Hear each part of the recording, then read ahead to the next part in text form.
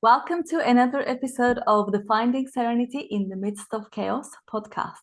Today, we're going to talk about inner peace. To be more specific, how to find your inner peace. And there are 4 things I'm going to go through. First of all, what does inner peace look like? What are the things that actually take away your inner peace? Because it's important to know what they are. And why is it important to have inner peace in the first place? You might start to wonder. And how do we find inner peace? How do you find that inner peace with all the chaos that's going on in the world right now? So stay tuned. Hello, Ian. Hello, Chulai. You are in peace sitting. I was just enjoying the peace. Can we start recording? And now I've got to sit up and do something. Yeah, right. Good. Yes, I know this our listeners on the what's it called, sound platforms will know that we've covered this topic, but I think it's an important topic to keep revisiting because the world is here and everyone else seems to be here to take that away from us because there's so much going on. There's lots of chaos. People want to take that away from us. So it's important to know what steps to take and what to do to have that inner peace. There's lots of people who come to me, high-level executives, people, head of departments, people who are, highly achieving women still, finding it difficult to find that inner peace. So I thought it was important to revisit it. Definitely, yeah. So we're not talking about peace and quiet here, are we? We're talking about something a bit more deep and fundamental, yeah? Well, and yes, and you could say that peace and quiet within, because no matter how much peace and quiet you might have outside, it's the inner chatter box, if you like, that keeps that peace away from you. Yes. And that's what we're talking about today. Should we get on and start with the first question? What does inner peace even look like? Yes, definitely, yeah. I mean, this is one of those really hard questions. You might think that, what does it look like? It's not something tangible. It's not something we can touch, but it is something we can feel. It's something that's like in your gut. And you can't put your finger on it, but you know it. So it looks like to my mind, and I can talk about it from my experience, I guess, being able to smile when things are going wrong in your life. And people was like, why would I be able to smile when things are going wrong? And we kind of spoke about a few weeks back about the gratitude, because there's always something going right, even though you may not necessarily have your attention on it. There are also many things that are going right in your life, and is to be able to focus our attention on that, no matter what's going on the outside, and having that peaceful feeling. Yeah, does that make sense? It does, yeah. And it gives me peace for 2 reasons. One, I'm sure last time we spoke about this, you put me on the spot and said, what do you think it is? But you didn't do that today, so I'm most relieved. And to also hear that, we might feel like there's a lot of things going wrong, but there's a lot of things going right as well. And they kind of get drowned out, don't they, I suppose? That little voice that wants to sort of shout, hey, things are going well, things are going great, gets drowned out in the ugly voice of, everything's going wrong and there's chaos. So, yeah. I guess it's being able to tap into that. No matter what's happening, this will all work out. It's always working out. And we ask the question, why am I so glad that these things are happening? These things are happening to me right now, because it's always a lesson in that you can learn. But basically, inner peace, being at peace with no matter what is going on, with the faith that it is all working out. So I like it. Easier said than done, but that's of course what it looks like, specifically answering that question. Okay. What are that's the good. What are the things that take away your inner peace? And if we just delve a little deeper into this, I think people will relate even more. There are 3 things. One is complaining. Okay. Yeah, not well, in other words, not being in gratitude. Complaining, again, is another form of focusing our attention on the things that are not working, or focusing our attention on the things that are not necessarily even in our control, or even pertains to us, for that matter, sometimes. So, okay, I mean, just on this one, in my mind, sometimes we need to complain because, you know, maybe we've been overcharged on our electricity bill or something. So we need to complain about that to get things put right. But that's not what we're talking about here, is it? It's that That's not lack. really complaining. I would say that's just, speaking up for your Yeah. rights, as opposed to, I wouldn't Yes. necessarily call it complaining. You could call it No. complaining, but that's Yeah. that's talking about, pursuing what's rightful. Yeah, indeed. Yeah, which is what we need to do. But we're talking Yeah, now about, constantly complaining about why is so bad, traffic is so bad. Why yeah, am I so overweight? Or why is the neighbor so noisy? Why are they doing this? Why are they doing that? So this it's kind of seeing the worst in in everything everything. and highlighting your dissatisfaction or lack of satisfaction about stuff on around you, I suppose. Yeah, and it's just basically focusing your attention on the little things that may or may not be, relevant or, useful for anyone, really, just complaining about that. Mm. So the second thing is control. Okay. Yeah. Controlling other Yeah. people, controlling the process, trying to control. Control is we've got to be really cautious about using this word, because there's very little we can control most of the Yes. time Yeah. externally, which is the things that takes away our inner peace in the first place. The war going on in the world, the election, or whatever it might be that's going on around you, that it could take your peace away. Mm. But because you can't control them, you don't need to worry about that. But then Mm. trying to control the other people's behavior, your boss, how he treats you, or how your children are, whatever you are trying to control, it's taking Yeah. away your peace, because you can't You control it. can't. Yeah. Yeah. So That's you're the banging reason your why head. it's taken away your peace. Right. You're banging your head against a brick wall. It's taking your peace away. Makes Yeah. sense. And Yeah. the other thing, we talked about this as well, attachment to the outcome, and attachment to how the outcome is achieved. And this is very Yeah. linked with control. Mm. And all three are really linked in a way. You have a certain outcome that you want to achieve. You But for some reason you have a way of achieving that outcome, and Yes. Yeah. instead of surrendering and letting the world, letting the universe Mm. help you in the process, Yes. you want to control every little step. Mm. And that the element of control takes away your peace, because it doesn't go your way. Mm. You don't like it when it doesn't go your way. You get even more frustrated when it doesn't go your way. You end up putting your attention on the things that are going wrong, and therefore you complain, and you have such an attachment to this process. Your peace is taken away altogether. So that's a big thing. I used to work with a person who was very meticulous and very particular about things, the Oh, way that yes. things to be done in the way that she wanted done. Yeah. Yeah. I know this. Yeah. And even though a presentation or a, whatever could look perfectly fine, it will convey the same information, but if it Mm. wasn't done in the way that she wanted it done, Yeah. she would change it again and again and again and Mm. again, until it drives the other person absolutely crazy. And it's just like, Yeah. there's no way. I mean, this Yeah. is taking away her peace and peace of everyone else who's Mm. working with her. In my own experience, I've worked for somebody, a lady, in fact, who nothing I did was ever good enough or right, in a sense. There was always a reason for finding an issue or a problem, and completely glossing over all the good stuff that was going on as Yeah. well. And just making me look really bad, Or you making know. you feel bad, but that's because Yes. also it's because of her attachment to that Mm. specific way of doing things, that is, Yeah. she's then holding you onto that. And yeah, it's not helpful for anyone. So That's right. Yeah, that's yeah. what There it. were no winners. That's what I concluded in my Yeah. words. There are no winners here. Yes, there are no words. And these are the three things that take away your inner peace: control, complaining, attachment. And all Okay. three will work together. Yes. Oh, And yes. Yeah. yeah, and you probably wonder, why is it important to have inner peace anyway?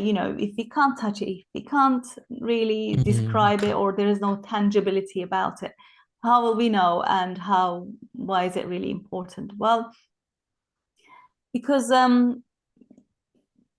inner peace is something, it's like a mastery that you will reach when, and this is why you can still feel at peace even when things are not going right, when things are happening chaotic things in the world. But it's an indication that you are here serving your purpose, because as we said many times before, we are all here for a purpose, and if we are serving that purpose to its full potential, if you like, then we will be at peace, because peace looks like not being affected by what's going on the outside. And when we are not affected by that, which means that we found that within us, not if we look at the opposite side, not having inner peace, we are constantly in this reactive state of reacting to the outside world, to the events, to the people, to occasions, to small little things, and kind of goes hand in hand with complaining. Then you just become this automatic way of looking at the bad things and always talking about the bad things. And I think, just to chip in here, we're we are designed to want this. We are creatures that want to find fulfillment in what we do. And that comes from, I've used the word satisfaction earlier, that satisfaction in what we're doing, and what comes naturally, I think, as well, and playing to our strengths. This is something I've learned, and I've mentioned a few episodes ago about playing to strengths and things. So I think, why do we want inner peace? Because it's like love. We all want to be loved. We all want inner peace. And it sounds like we're talking a little bit out there, out of space, like you said, it's not tangible. You can't see it. You can't point to it. You can't pick it up. But we do all kind of crave and need that. And that's just normality. That's kind of the human state, the way we've been designed to be, You're right. And it's a really good point, Ian, because when we don't have it, we strive all of our life to try and find it outside of us, whether it's in your achievements, whether it's in your hard work, whether it's from the permission and validation from others. This is why we constantly seek for it outside. And the more you don't find it, the more you strive for it. And this is another reminder to everybody that inner peace is not going to come from outside of you. It's not going to come from your boss. The fulfillment that you're seeking in your titles and achievements and everything else is already right there in front of you. It's just waiting for you to wake up and see it, if you like. Yes, I like that expression. And I don't mean this in a condescending way. We are all in a hypnotic state of sleep, in a way. I understand. That's a good picture, actually. It's awareness, isn't it? When you're asleep or falling asleep, you don't have the awareness that you have when you're awake. So I think that's right. We need to, the image of waking up and seeing something for the first time, or seeing it again in a fresh way, is a great little mental image there, and a good illustration. Talking about waking up, I mean, it's slightly side note in a way. Often we drive to school, and then we see people on the pavements, whether it's children at the age of 11 or it's their mums and dads, everybody looking down on their phones, walking. If somebody said to you 30 years ago, showed an image like that, you would think it's coming from a zombie film, wouldn't you? I think you would. People literally look like zombies walking, looking down on their phones. And it is a sad thing to see a 10-year-old doing that. And it's even sadder because they are seeing their mums and dads do it. And it's just, There is something just, continuing that about being on a phone that makes you feel isolated. I can remember just being in the office on the phone and trying to sort of listen to somebody else and kind of look at somebody else, and it's as though I'm not there. They can't see me because I'm on the phone. So it just gives that image of how isolating it is if you're just on the phone, or in today's world, on a mobile phone. And that's one of the big things for me as well. I think that trying to be aware of the minute, trying to live in this minute, and in my brain thinking about yesterday or tomorrow or on the phone, or to try and engage with this moment. And there is an element also to have that peace and quiet within your mind, and is how hard it is to find that when you are distracted 24/7, everything that is designed to take your attention away from whatever it is that you're looking at. And that walking, talking, looking at your phone 24/7 isn't going to help that either. So sure. So how do we find inner peace? This is what this episode was This all is it, about. right? This is the bit we want to know. Yeah. Well, like I said, I mentioned the word serving your purpose. First of all, Yes. having that clear purpose, whether that's to, I don't know, buy a house, whether it's to have a specific, so something that serves the humanities, that something that's bigger than you, something that's not just short term, not short, a couple of years down the line, but it's something that really serves the humanity in a way that is bigger than you, and that is you're here to do. Okay. And Okay. Yeah, I get it. having that purpose is so important, because again, when you don't have it, you're going to continue to look for it in your achievements, the titles, and whatever that's going to give you that instant gratification. Yeah, So yeah, good word. Yeah. Yeah. having that clear purpose is so important. And we have other episodes, as people know, how to find that clear purpose. And I will link it in the show notes here to that episode, so people can go and listen to that, how we find that. We talked about it a few weeks back, I think. And Yes, that's number right. 2, there's 4 steps to finding inner Okay. peace, having that Great. clear purpose. Number 2, it's not going to come as a surprise to you, that it's letting go of that control of the things, the outcomes, the people, and the processes, and just surrender, which is your word of the year, isn't It's it? my word of the year. I'm working on it Yeah. continuously. Yeah. And detaching from the outcome and controlling the process. The process isn't really your responsibility. People might think it is, but True. your only responsibility is to have the intention and keeping that faith and taking the Yes. inspired actions as a result of that faith, and knowing that this is all working out. The simple little details will all work itself out. But Yes. if you kind of decide and start to get pinicky over those details, then you lose your purpose, and Yeah. you lose control, which is something that you're trying to gain. So let's go of that and surrender. Brilliant. I And love it. Yeah, that makes sense. yeah, number 3, being mindful of where we keep our attention.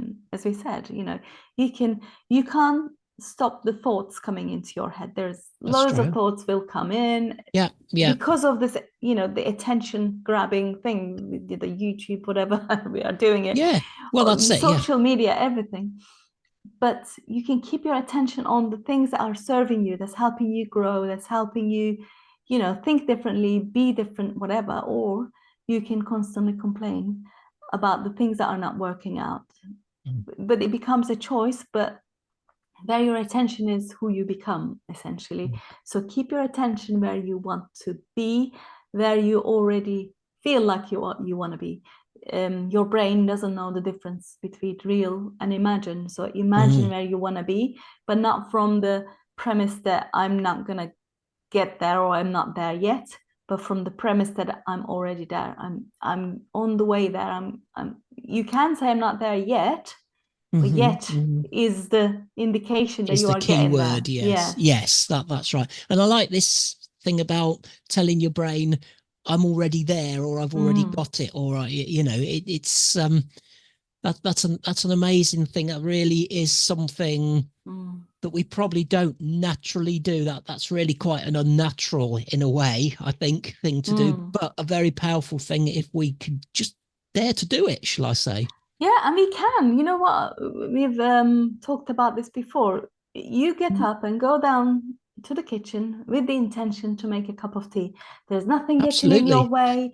You'll boil the water. You'll put the tea bag. You put the cup on the work surface. Put the water in. That's it. You've made it. That was your intention. You didn't overthink it. You didn't. Oh my God, how am I going to make it? Nothing like that. That's right. But it's as easy as that. A couple of weeks ago, we were going down to London. We had to be there in a certain time, and it's a long journey with the train and driving, everything. My husband said, we are going to be in the car at 7 o'clock, not 7:05, not 1 minute past 7. It's going to be at 7 o'clock. And there you have it. Everybody was sat in the car at 7 o'clock and we drove off. Mm-hmm. That's as simple as that. Setting your intention. This is what I'm doing. And that's what you get to do. It's simple as that. When things are a little bit bigger, we dream bigger about things that we haven't done yet. That's where we start to get into the uncertainty, all this sort of stuff. There is no uncertainty when you set your intention. Okay. Yeah, absolutely. That is your intention, isn't it? Yeah. And again, being in gratitude. Gratitude, that's the last one. That's the number 4. Okay. Yeah. Again, by keeping our attention in the right place, and the only way we can do that is to be in gratitude, be grateful for what we already have. I'm not there yet, but if you can't be grateful for what you have, then why do you expect universe to give you more? And that's the absolute truth of it all. Yeah, that does make sense because, if you can manage a little, you can manage a bit more. But if you can't manage a little, you certainly don't want any more. A bit like juggling, isn't it? I can juggle 2, but throw 3 balls in and they're all over the place. But eventually I'll be able to do it. And then throw me a 4th one in. But yeah, we've got to get the simple stuff first, I suppose, in a way. Well, it's just being grateful for what you already have. That's right. Yes. What you focus on grows from that principle. I love that one. Yeah. If we focus on the complaining and not having it and lack of whatever, then we're going to attract more of it, because that's where our thoughts are.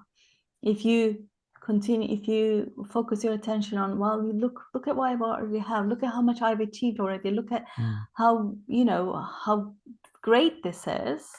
Even for the things that are not working out, because you know that they are already working out, then you'll have more of it and you'll have opportunities and things coming at your way. I know this isn't easy, right? We're not talking about it, it's easy to say than done. Of course. Do it, but if you don't practice it, then we're never going to achieve it. And that's the whole point of it. And we forgot to say, subscribe to our channel, because this is why you get to have these great videos that will tell you step by step how to achieve something. This is the stuff that either you don't know how to achieve or you're scared of even trying. And I can tell you it's easy as simple as making a cup of tea, and it can be as easy as that as well if you put your mind to it, if you set your intention to it. So, okay, that's brilliant. And I just think, this thing about gratitude and contentment, that automatically gives you don't feel like you really need to strive and to battle and there's something missing. It is that content. You may as well, you could say you were the richest person in the world without having to have the money, for example, because you're in a contentment and in a peace about the position you're in and what you possess and what you're doing and who you are in the world. If you've got that contentment and gratitude, you've got the lot. You have, and that is the richest person in the world. That's absolutely true, because you can be the money wise the richest and not have the inner peace and not have all the other stuff, so it doesn't do you any good. So why have it? Well, I don't mean it in a way, not why have it. Of course it's good to be rich, it's good to be wealthy, but it doesn't mean that you will have inner peace. It's one comes before the other. Brilliant. Okay, I can't wait for more of this next week. Yes, see you next week.